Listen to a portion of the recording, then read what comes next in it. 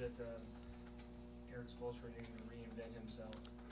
Specifically, what's your assessment of him in the finals? Take stock.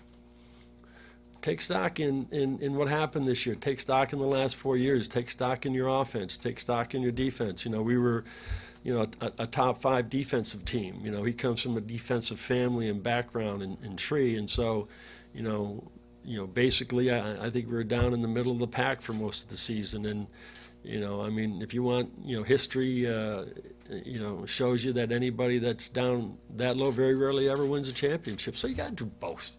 You got to have a dynamic defense first, okay, that rebounds the basketball, and you got to have a dynamic offense in today's game. And so Erik is he's a student. He'll go to work on this, and he'll study it, and we'll sit down and talk about it. You know, he's got somebody that he can talk to that knows something about coaching, and so, you know, I'm not going to make any decisions, but at least he can bounce things off of me if he wants to. And so, don't worry, he will reinvent himself in some way, shape, or form to help this team become better. Pat, a draft question, if you don't mind. The big kid from Kansas, Iron said this morning. We don't get him. I know, well, you might know. He's out for a while.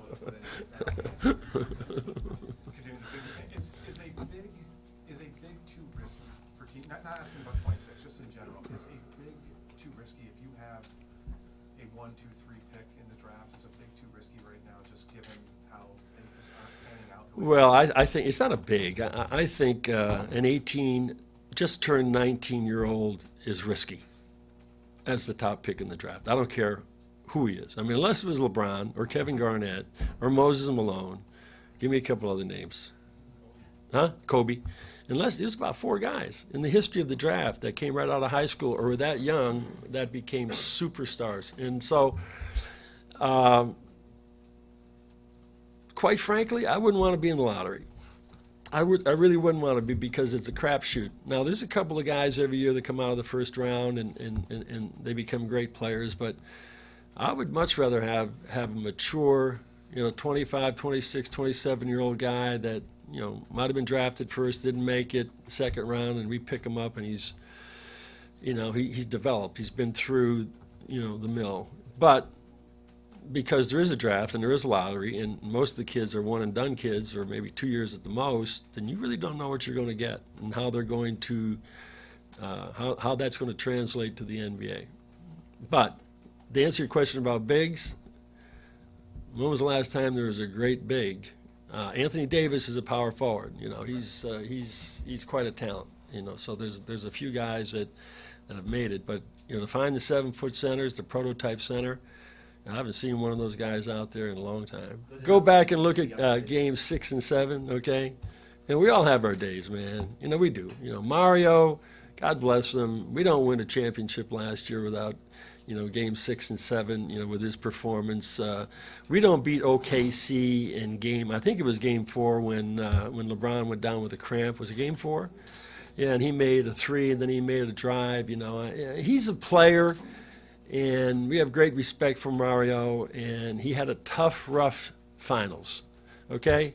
And so a lot of players have had tough, rough finals.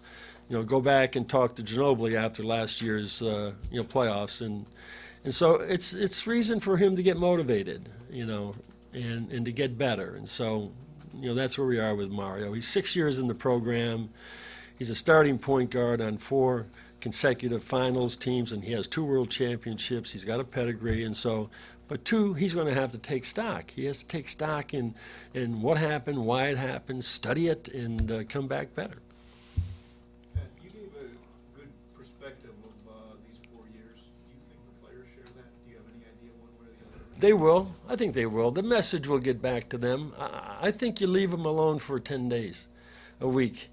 You know, I left them alone all summer. You know, I never had exit meetings after we won. They were gone. You know, we only have exit meetings after we lose. That was brought up to me yesterday, by the way. And but you give them time. Just give them time to get those thoughts out of their mind, you know, of why they were inept, you know, why they didn't get it done, why they went from being a world champion to looking like a team that wasn't very good in the last 3 games, and that's the truth. and they played against a team that was playing at a very high level. And I think it'd be more important to find out what was internally going on with the Spurs than it was with us. I don't want to see what was inside of us anymore, and I don't think you will. And so, I think they'll get the message over the course of the summer. And they'll get it loud and clear next year, too, in September. So talent-wise, what do you think this team needs? Well, you see, talent-wise, again, all of a sudden people say, we need to improve at every position, We need to get our core back, okay? We need to organically grow from within. The Spurs, after they lost last year, went home, licked their wounds, went off into the summer, and they made one move. They got Bellinelli, who had a great year for him. Didn't have much of an impact in the finals except for 1-3 that he hit against us that was big. But it was Patty Mills from within the organization. It was Boris Diaw from within the organization. It was Ginobili being better at 35 years old this year than he was, last year. And it was Kawhi Leonard all of a sudden, the bloom is off the rose, man. From that standpoint, he was given the green light and he showed what he can do. And I think first and foremost we want to try to do that, but also whatever and what's available out there, Dave, is that will complement our players and our style is who we're going to go after. So you can always upgrade your talent. You can never have enough. Pat, it's obviously very difficult to find high-quality players in their mid-20s at the mid-level. It's easier maybe to find a Shane or a Ray who want a place where they'll have success late in their careers. That said, would you maybe like to give more thought to adding younger players with the money you do have, with the exception money you do have, as opposed to going 32 age plus? Well, he better be able to play. He better have proven that he can play and he's a starter or something like that. But the players that we decided on over the last couple of years that were, in their prime and now they slipped out of their prime and also were, absolute, Ray was, off the charts, as an athlete who was 37 years old. I still prefer, the in-prime veteran who simply, wants to move, come here, win a championship, and who can still have a great impact on the team. And you take a look at most of the players on the Spurs, there are a lot of veteran guys on that team. There are 2 or 3 young players that they have. Yes, we would love to have players that we can get that are young that can grow into major roles. Now, is it essential that the big 3 act in concert, or is it possible that one may opt in, one may opt out? I don't know. Well, it's a question I can't answer. I think the important thing is that we want all 3 of them to come back. Now, if they come back at different levels, then fine. We'll deal with that. So when we have a chance to sit down on July the 1st and actually negotiate and talk to them, then we won't know that. So they don't have to be the same. Where do you think your relationship with LeBron has grown over the last 4 years? I'm an arm's distance, guy. I was in the pit for a long time, and it's a texting relationship. It's a short meeting in the hallway or at practice or something. I don't bring him in for long dissertations because I think he would probably yawn on me in 5 minutes or 10.